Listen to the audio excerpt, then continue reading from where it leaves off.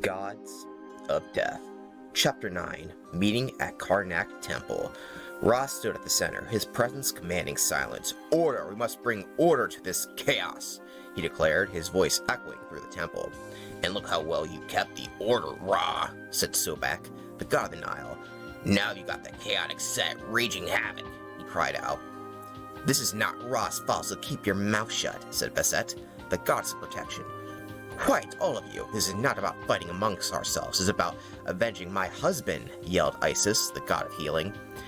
"I agree, my lady Isis. Fighting amongst ourselves is not the answer," spoke Khonshu, the god of the moon.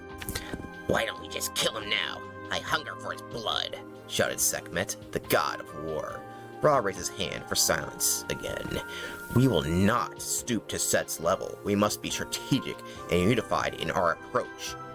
"And that's where I step in," said Horus, the god of the pharaohs. "It is my rightful place to take my father's position, not Set's. I will defeat him in combat," he declared. Anubis rolled his eyes. Horus often thought himself the favorite of the Laosiris since he was born from Isis. "I say we slay his wife and see how he feels about it, seeing as she's right here," Horus added, aiming his sword at Nephthys. "Hold on there, Horus," said Bess, the god of music. "Why don't you just chill out and we all take a dance break? That sounds good, doesn't it?" "No offense to your lovely music, Bess, but this is a bad time for it," said Terret, the goddess of childbirth. "Agreed," yelled Sobek. "Oh, man," muttered Bess, dejected. "Besides, all you lesser god nonsense.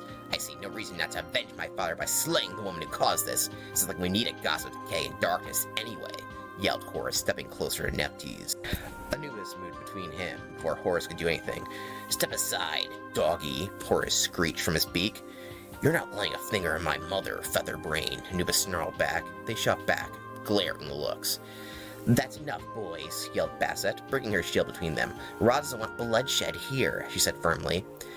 "Come on and bring on the blood. I've been thirsty for generations," yelled Sekhmet, who loved the idea of war. Settle, we must come to a peaceful agreement, like I did when I gambled with Khonshu for 5 more days of the year," said Toth.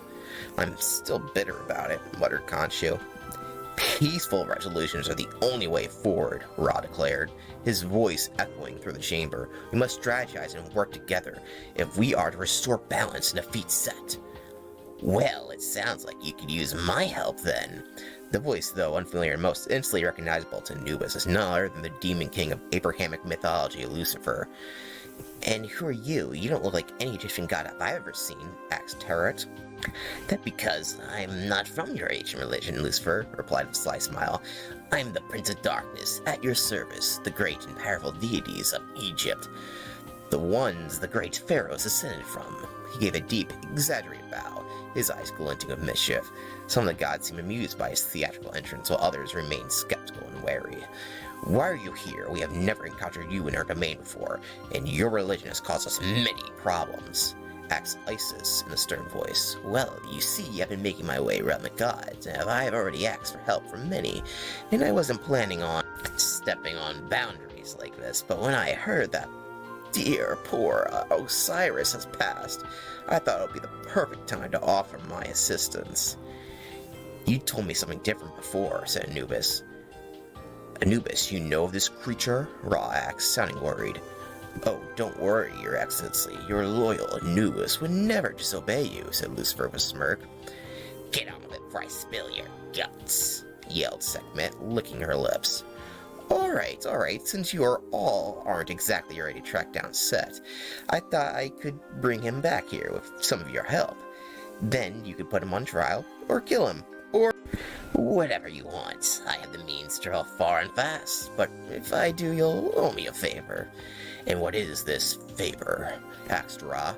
"Oh, it's just a little one to help me in the future. I can't get into details." "But you told me what you wanted them to do," said Anubis. "You want all the gods to go to war with your Yahweh." "Go to war with the god of Abraham?" exclaimed Toth in concern. "I like the sound of that," shouted Sekhmet. "The chance to get back at the one who stole our empire?" Horus said excitedly. "We can cleanse the Nile of their filth," added Sobek, his enthusiasm palpable. "All of that and more," exclaimed Lucifer.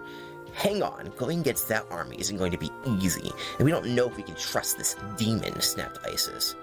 Oh, but you can, replied Lucifer, teleporting near Isis and attempting to kiss her hand. She recoiled, using a spell to push the demon far away. He snapped back to his original place. Geez, you have some powerful magic, he said, rubbing his jaw. Next time, keep your claws to yourself, she retorted, eyes blazing with warning.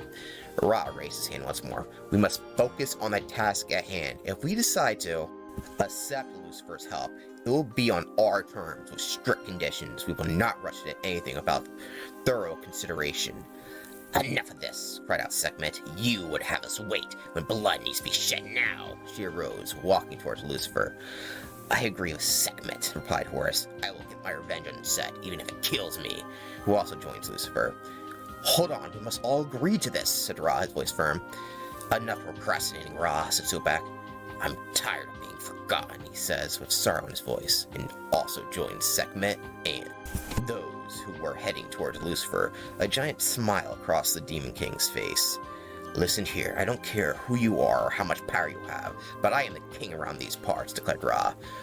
Our king was Osiris. All you do is fly around in the sky, and thanks to you, my father is dead, snapped back Horus.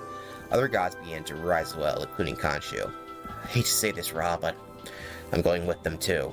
They all circled around Lucifer, who said, Let's get started. With a snap of his fingers, they were gone, leaving the remaining gods bewildered. That is the end of chapter. Thank you for watching. Stay tuned for more Gods of Death. We got a couple more chapters to go through, and I hope you've been enjoying this little book series of me reading for this book. If you want more information, click in the link in the description below, and make sure to subscribe to my channel for more. Thank you for watching.